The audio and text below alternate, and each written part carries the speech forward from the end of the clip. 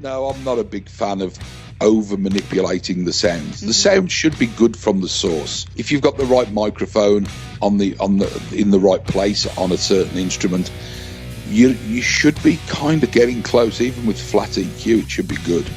Normally go along all the high pass filters of the console to clean up all the low end before I even start. You know, what's the point of having cymbals go all the way down? They're obviously going to not work in the lower frequencies, so you high pass them. And I can do that without even hearing them. So, you know, you may be high passing at 300 to 400 hertz, maybe all the way round on the high pass knob. I know the hi-hat isn't going to want all the low end into it because that'll be going bump, bump, bump every time the guy bangs his foot on the riser. So you can do that kind of thing. Guitars, I know I'm going to go all the way down either. They're probably going to be high-passed around 100, 150, somewhere there, same as vocals, the kick drum. I use two microphones. I use 91 for the high frequency and I use a D6 for the low frequencies. I know that the D6 is going to have a cut in the EQ somewhere, anywhere from 130 to 200 hertz, depending on the kick drum. So I'm always ready with a filter there to take out those frequencies. And of course, I can't tell how much of those frequencies I'm going to take out until I actually hear it. But I do know there will be something there. I know that there's going to have to be a shelf in the high end on the kick drum, probably starting 5 or 6K, quite a lot of it.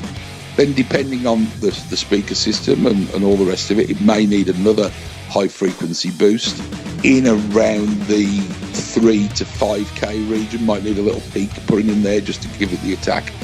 But that's the kind of thing you do when you're actually listening to it. But I know the numbers of what need to happen basically.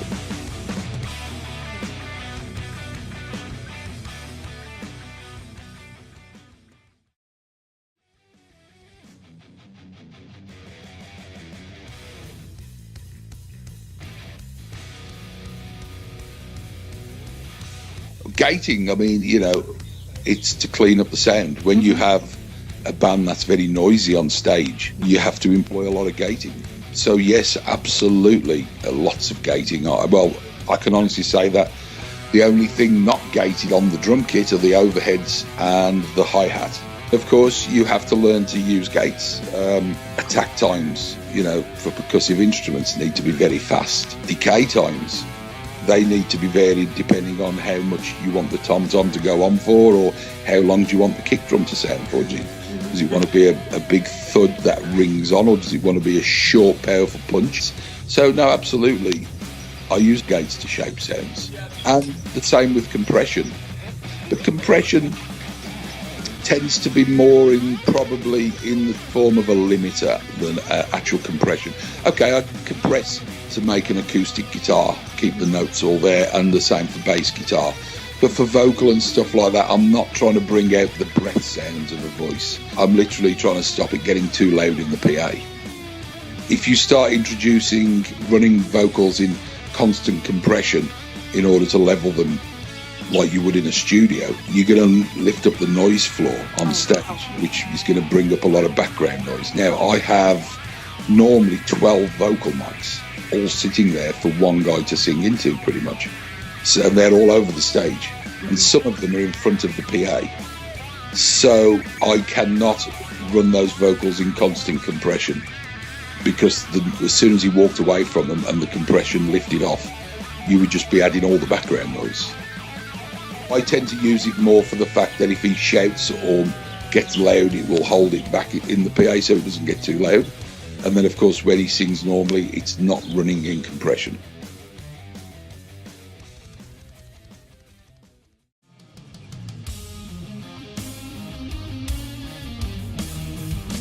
I don't use plugins because the Midas platform doesn't support any external plugins like Waves. I mean, I know the guys from Waves. I have used their stuff, and it's fantastic, some of it. But, of course, Midas does its own plugins, if you like, so they're building a bigger library of that all the time.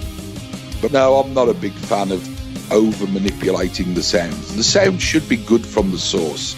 I'm a little bit more of a Puritan. I want to hear the microphones and speakers and amplifiers.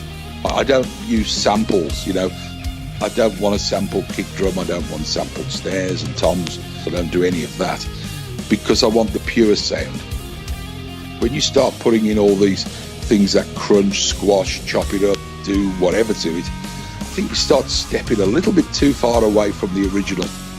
With the fractals, I was a little bit strange about the fractal guitar sounds because I was always about the microphones and speakers and amplifiers. And then to suddenly go to this emulated guitar sound didn't seem right. Fortunately, it's really good, so it's emulated the guitar sounds and the amplifiers and all the rest of it really well. So I think that's a new place that I'm going. I'm learning more that you can do this.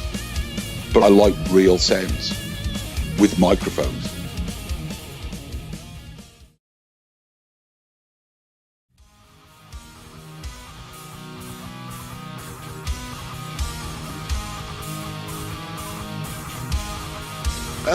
It's all changing constantly, actually, because I mean, there's new systems coming along all the time. At the moment, I'm really into the Maya Leo system.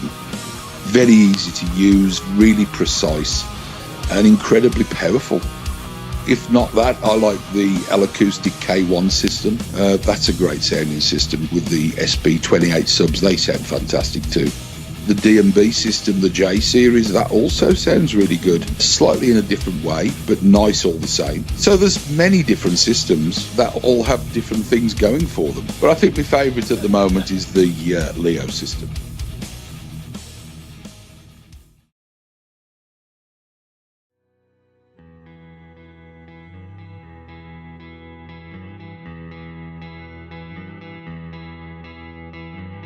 I like to use a DN6000 Clark Technic spectrum analyzer, which gives me a visual picture. It's one of the very old ones. It's an old unit compared to the new ones.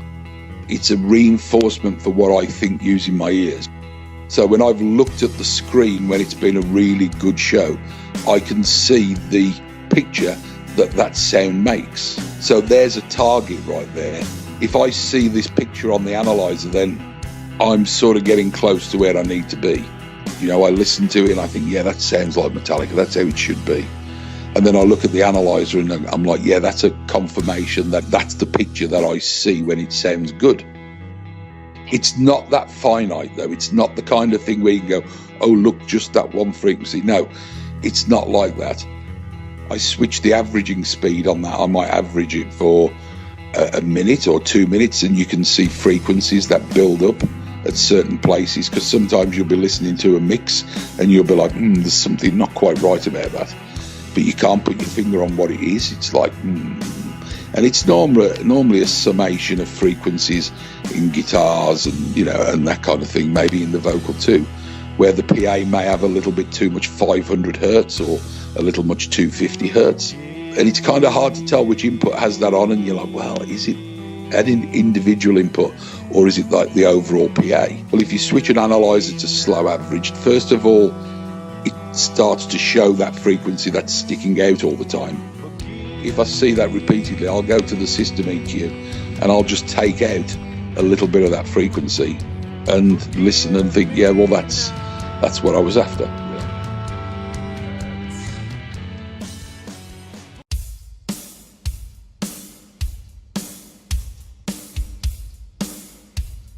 It's the sound of Midas. The XL4 was a fantastic console, the best analog console out of all of them, for many reasons. The mic pre's just have the right attitude about them, from, you know, unbreakable and being bulletproof, just fantastic.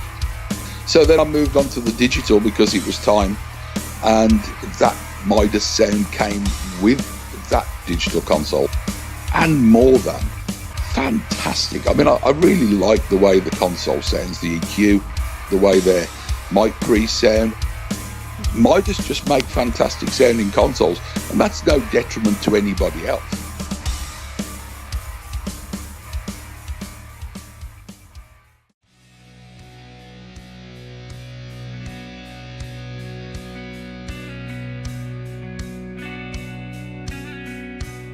I did the sound for Led Zeppelin at the O2 Arena, 2007, I think it was 2008, and it's just a one-off concert. I'd like to do that one more time. Particularly, it's more of a technical angle. I actually think that I could do it better now.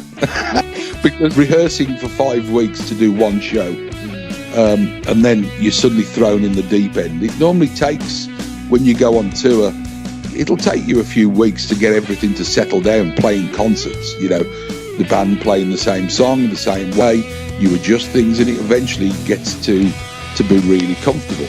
But it takes a few shows to get to that. So when you do a one-off show, just one gig, and you've got to make it all happen in that one gig, it's very difficult to just pull that out the hat. And I think we did okay, but I'd just like to do it one more time, because I have a few other ideas I'd like to try.